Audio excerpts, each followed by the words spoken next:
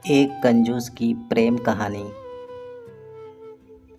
तो सुनिए एक कहानी अपनी जुबानी।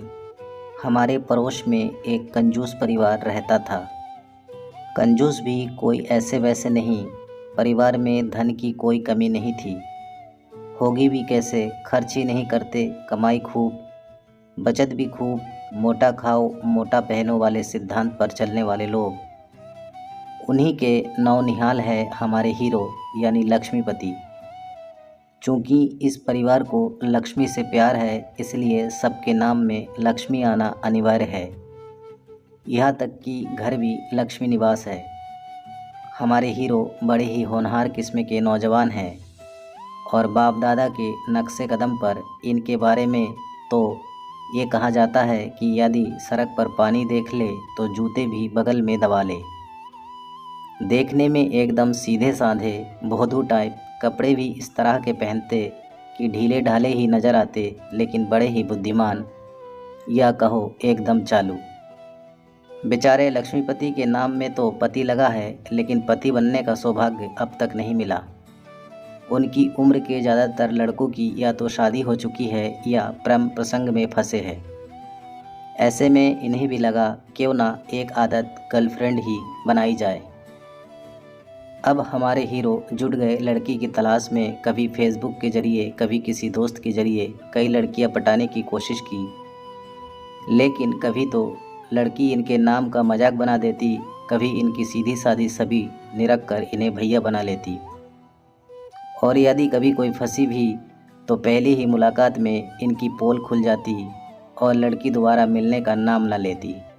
बेचारे बड़े परेशान थे। एक दिन अपने दिल का हाल शहर में बसे अपने मित्र को सुनाया, जहाँ ये अक्सर अपने काम में आते जाते रहते थे। मित्र तो मित्र होता है, उससे अपने दोस्त की ये हालत नहीं देखी गई और उसने उन्हें अपनी जान पहचान की लड़की से मिलवा दिया। लड़की भी देखने में ठीक ठाक थी और दिल से सोचती थी और किसी अच्छे साथी की तलाश में थी, सो वो आसानी से पट गई। पहली मुलाकात चूँकि उसी मित्र ने स्पॉन्सर कर दी, सो मामला जम गया। 2-3 दिन खूब सैर सपाटे हुए। अब ये कहना ना होगा कि पहले दिन पेट्रोल सहित गाड़ी उसी मित्र की ली।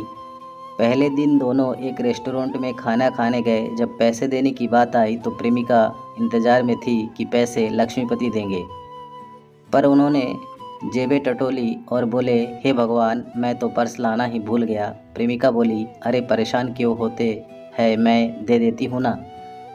लड़की कमाती थी, सो उसने बिल चुकता कर दिया। कहना ना होगा हमारे लक्ष्मीपति जी 3 दिन शहर में रहे और तीनों दिन पर्स भूलना नहीं भूले। लड़की को पहली प्यार हुआ था, सो उसे महसूस भी नहीं हुआ कि ये हीरो के हथकंडे थे।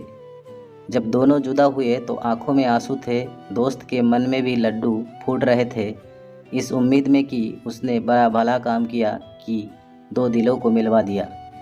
लक्ष्मीपति जी दोबारा आने का वादा करके चले गए। वो या तो मैसेज करते या फेसबुक पर चैट, अब कौन एसटीडी पर पैसे खर्च करे।